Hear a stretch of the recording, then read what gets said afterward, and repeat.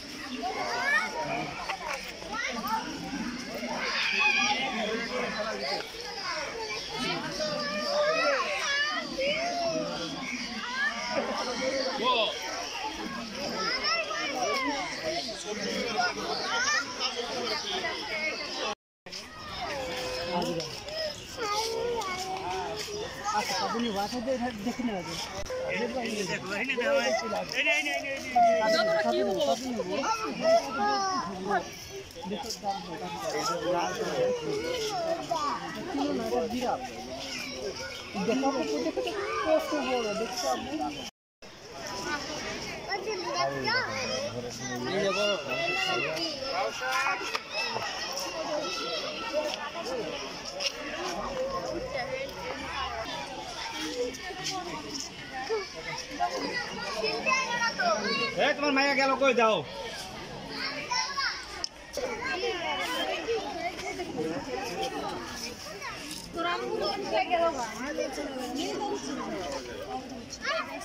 আসো।